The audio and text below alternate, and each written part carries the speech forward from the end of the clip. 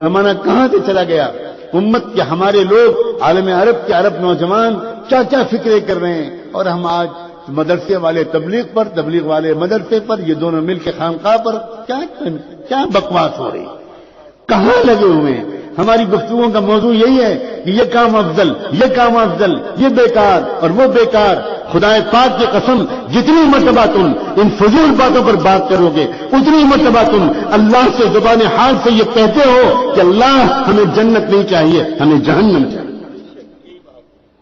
یہ باتیں کرنے کی ہیں، ایک ایک لمحہ قیمتی ہے، ایک ایک سیکنڈ قیمتی ہے۔ اپنی زبان کو ٹھیک سے بات کرو، استعمال کرو، یا کچھ کام کر سکتے ہو کرو، ورنہ خاموش تو رہو۔ کام کرنے والوں کے دل تو مت توڑو۔ جانتے ہو کہ جو علماء کتابیں لکھتے ہیں، جو علماء فتوے لکھتے ہیں، جو علماء قرآن اور بخاری کا درس دیتے ہیں، انہوں نے اپنی جوانیوں کی بہترین راتیں، تم تو اپنی بیویوں سے لطف اندوز ہوا کرتے تھے، اور وہ نوجوان علماء اپنی جوانیوں کی بہترین راتوں کو کتابوں کے ساتھ گزارتے تھے، تب وہ اس قابل ہوئے ہیں کہ وہ قرآن کا درس دے رہے ہیں۔ تم کو قرآن کا درس حقیر معلوم ہوتا ہے؟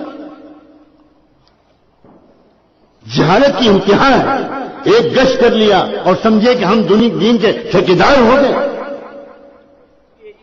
بدترین درجے کی جہالت ہے۔ اس کا کوئی تعلق تبلیغ سے نہیں ہے۔ حضرت مولانا الیاس رحمۃ اللہ علیہ کے دامن اس سے پاک ہے، حضرت مولانا یوسف کا دامن اس سے بالکل پاک ہے۔ جانتے ہو حضرت مولانا الیاس کو؟ وہ تبلیغ کے ذمہ دار ہو، تمہیں پتہ ہے مولانا الیاس رحمۃ اللہ علیہ کون تھے؟ جس وقت مولانا الیاس رحمۃ اللہ علیہ سے کہا گیا کہ حضرت شیخ الہند کے گھر کی مستورات میں یہ کہلایا ہے کہ آپ بیان کر دیجئے، حضرت مولانا الیاس کھڑے ہو گئے، کہنے کہ الیاس کی یہ اوقات ہے کہ شیخ الہند کے گھر کی مستورات میں بیان کریں۔ اس کے بعد تھوڑی دیر روتے رہے اور پھر کہنے لگے اس گھر کا احسان ہے، میں اس گھر کا غلام ہوں، اس گھر کی عورتوں کے حکم کو ٹال نہیں سکتا۔ اس کے بعد ننگے پیر دیوبند کی اس گلی میں چلے جہاں میرے والد صاحب نے اس گلی میں چل کر مجھے بتایا، اس گلی میں شیخ حضرت مولانا الیاس رحمۃ اللہ علیہ کبھی چپل پہن کے نہیں چلے۔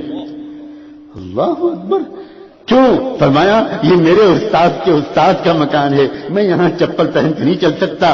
جب حضرت شیخ الہند کے یہاں پہنچے تو جانتے ہو وہاں کی عورتوں نے مونڈھا بچھا رکھا تھا، ایک کرسی بچھا رکھی تھی بیٹھنے کے لیے تاکہ حضرت اس پر تشریف رکھیں اور بیان فرمائیں، تو بجائے مونڈھے پر بیٹھنے کے ایک نوکر اور غلام بلکہ بھکاری کی طرح گھر کی چوکھٹ پر بیٹھ گئے۔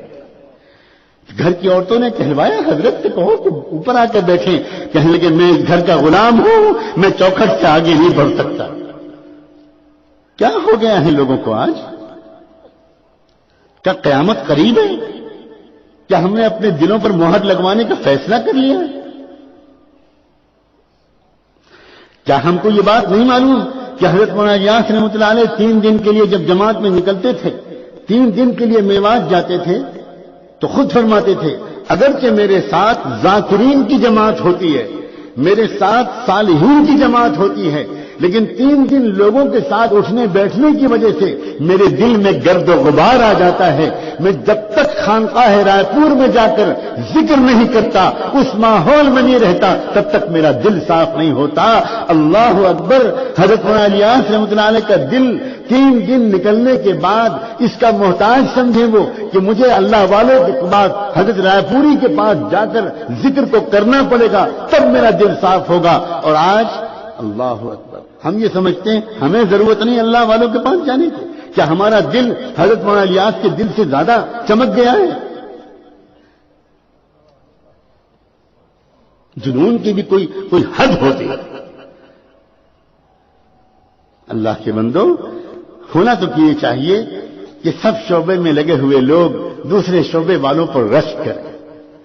ہونا تو یہ چاہیے کہ علم والے ذکر والوں سے کہیں آپ کتنے خوش نصیب ہیں، آپ کتنے خوش نصیب ہیں کہ آپ تو گھنٹوں اللہ کی یاد میں ڈوبتے ہیں، آپ کو اللہ سے رابطہ ہو جاتا ہے، آپ کی تو ہر دھڑکن سے اللہ اللہ کی آواز آتی ہے۔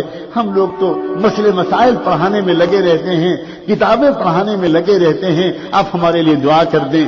اس کے جواب میں ذکر والوں کو علم والوں سے کہنا چاہیے، یہ علم والوں سے کہنا چاہیے کہ کیسی بات کر رہے ہیں آپ تو امت کے اور قرآن اور رسول کے درمیان ترجمان ہیں، آپ کو اللہ نے چنا ہے حضور کی مرضی کو عوام تک پہنچانے کے لیے، طلبہ تک پہنچانے کے لیے۔ آپ قال اللہ و قال رسول کے ترجمان ہیں، آپ بڑے محسن ہیں، آپ نائب رسول ہیں، ہمیں آپ پر رشک آتا ہے۔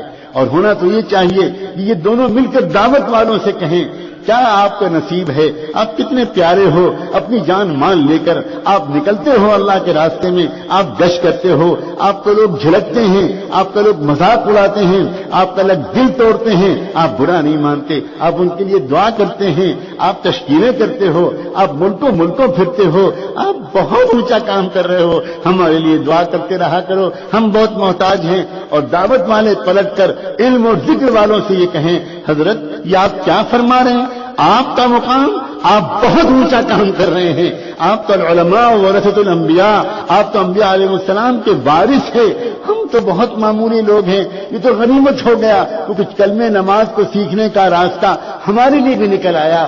کاش کہ دین کے مختلف شعبوں میں لگے ہوئے لوگ اپنے کو چھوٹا اور دوسرے کو بڑا سمجھ رہے ہوتے تو پھر اللہ کی نگاہ میں سب بڑے ہو جاتے۔